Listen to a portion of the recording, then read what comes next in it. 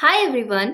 आज की क्लास बहुत इंटरेस्टिंग होने वाली है क्योंकि आज की क्लास में मैं आप लोगों को कुछ important daily use English words सिखाने वाली हूँ। और ये वर्ड्स ऐसे वैसे वर्ड्स नहीं है, ये बहुत ही इंटरेस्टिंग और कमाल के वर्ड्स होने वाले हैं क्योंकि ये दिखने में तो इजी लगते हैं लेकिन इनकी प्रोनाउंसिएशन में लोग अक्सर गलती कर देते हैं। देखिए होता क्या है ना कि कुछ ऐसे वर्ड्स भी होते हैं जिनमें साइलेंट लेटर्स होते हैं। साइलेंट लेटर्स मतलब वो लेटर्स लिखे तो जाते हैं उनकी स्पेलिंग में, लेकिन बोलते टाइम हमें उन्हें बोलना नहीं होता है। तो आज की क्लास में मैंने कुछ ऐसे ही वर्ड्स रखे हैं जो बहुत इंपॉर्टेंट होते हैं, डेली लाइफ में आप बहुत ज़्यादा उनका इस्तेमाल करते हैं। ठीक है, तो इसलिए वीडियो बहुत यूजफुल होने वाली है। तो चलिए फटाफट से क्लास को स्टार्ट कर लेते हैं। हमारा फर्स्ट वर्ड है केओस, CHAOS, केओस।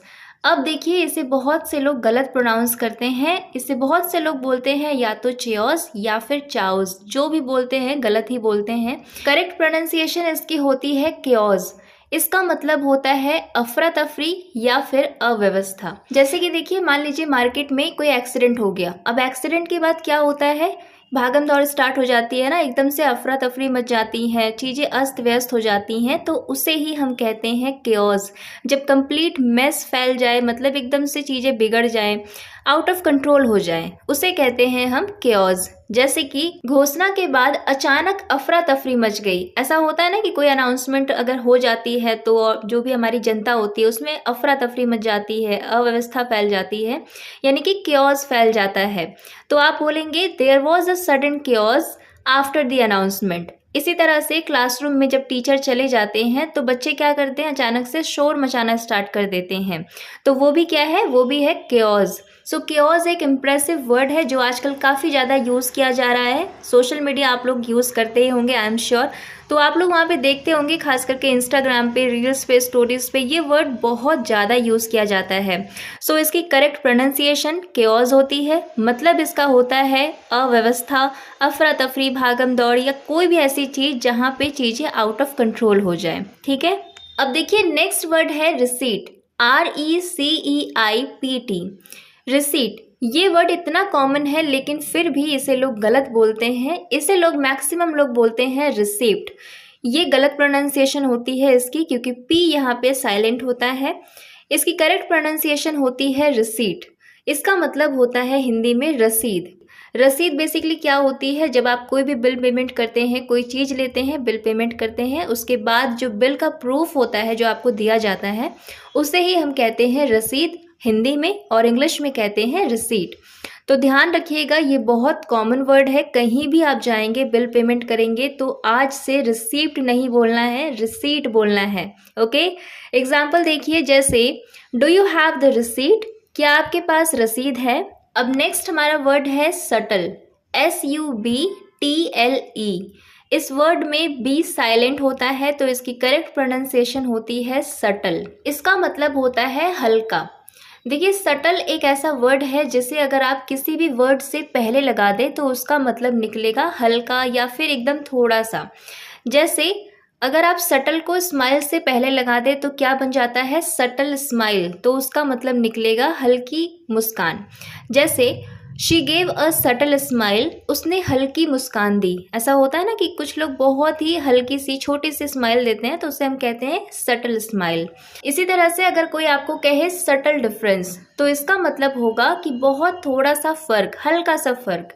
अगर सटल को फ्रेग्रेंस से पहले लगा दे तो क्या बन जाएगा, सटल फ्रेग्रेंस। इसका मतलब होगा हल्की सी खुशबू।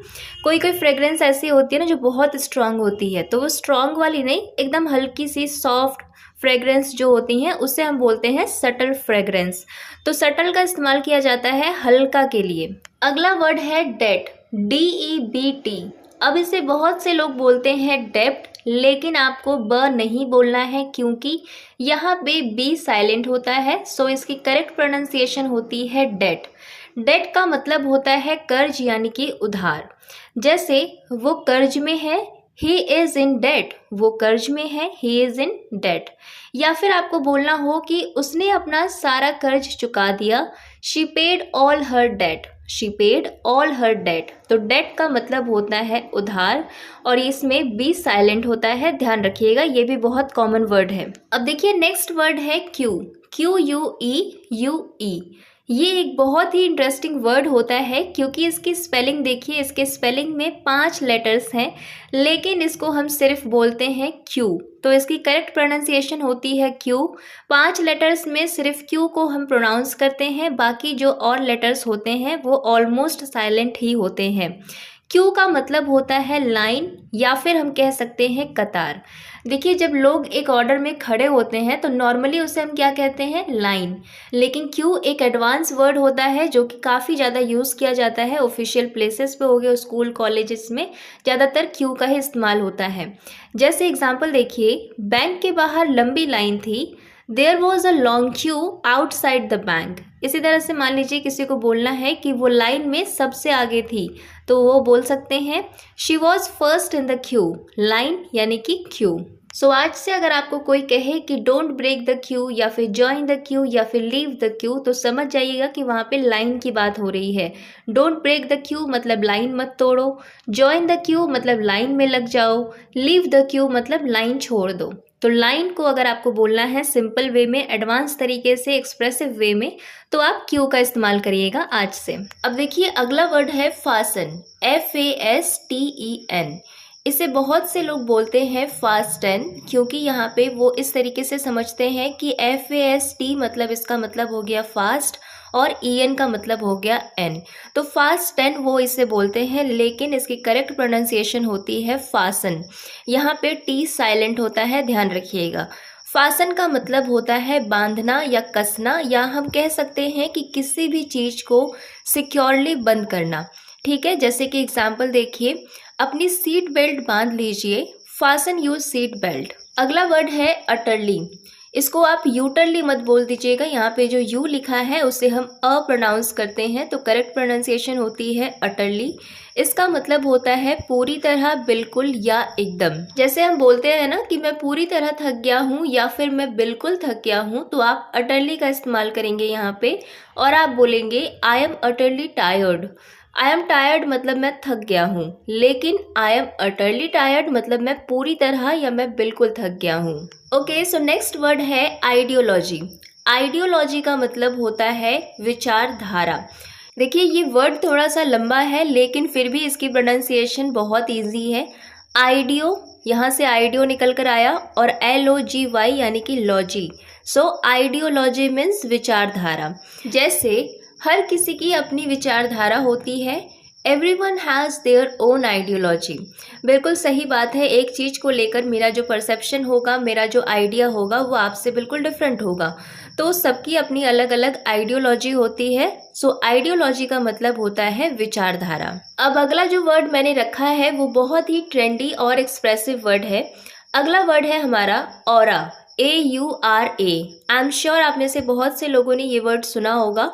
ऑरा का मतलब होता है आभा, प्रभाव, या हम कह सकते हैं व्यक्तित्व की खास ऊर्जा। मतलब किसी भी व्यक्ति की कोई खास ऊर्जा जो होती है उसे हम कहते हैं ऑरा। सिंपल लैंग्वेज में अगर मैं आपको बोलूं तो ऑरा का मतलब होता है किसी पर्सन या प्लेस से जो स्पेशल फीलिंग, वाइब या प्रेजेंस महसूस हो, उसे ही हम कहते हैं ऑरा। ऑरा एक ऐसा वर्ड है जो बहुत ही इम्प्रेसिव लगता है अगर आपको किसी की वाइफ के बारे में बोलना है, किसी की पर्सनालिटी के बारे में बोलना है। जैसे कि मान लीजिए आप किसी ग्रुप में बैठे हैं, वहाँ का जो माहौल है, वहाँ की जो वाइब है वो उतनी अच्छी नहीं है, लेकिन सडनली आपका कोई फ्रेंड वहाँ पे एंटर करता है, जिसके आने से ही वहाँ का जो माहौल है वो पूरा चेंज हो जाता है, वहाँ की जो वाइब है वो बिल्कुल पॉजिटिव हो जाती है। तो उसे आप कह सकते हैं कि उसका जो प्रेजेंस है, जो वाइब है, यानी कि उसका जो ऑरा है वो बहुत स्ट्रांग है। जैसे कि उसका व्यक्तित्व सबको आकर्षित करता है। व्यक्तित्व यानी कि पर्सनालिटी, मतलब उसकी पर्सनालिटी सबको अट्रैक्ट करती है। His aura attracts everyone. तो ऑरा का मतलब होता है किसी की वाइब, किसी की पर्सनालिटी, किसी का प्रेजेंस। इसी तरह से नॉर्मली हम कहते हैं ना कि तुम्हारी वाइफ बहुत अलग है, बहुत अच्छी है, तो आप लोग बस एक वर्ड इस्तेमाल करिए, ऑरा। बहुत इंप्रेसिव वर्ड है, बहुत अच्छा लगता है। आप कह सकते हैं normally your aura is very different, मतलब तुम्हारी जो वाइब है, तुम्हारा जो प्रभाव है वो बहुत ही अच्छा है। तो किसी व्यक्ति या प्लेस में कोई स्पेशल, कोई खास बात जो होती है ना, जो आपको अट्रैक्ट कर दे, जो जिसका प्रभाव पड़े दूसरों पर, उसे हम कहते हैं aura. Okay, so next word है ऑब्सेशन। ऑब्सेशन का मतलब होता है जुनून, या हम कह सकते हैं किसी चीज की हद से ज्यादा चाह। तो किसी भी चीज यानी कि कोई व्यक्ति हो, कोई वस्तु हो, किसी भी चीज से अगर आपको हद से ज्यादा लगाव है, हद से ज्यादा अगर आपको चाह है, तो उसे हिंदी में कहते हैं जुनून, इंग्लिश में कहते हैं ऑब्सेशन। जैसे मोबाइल बहुत लोगों का जुनून बन गया है।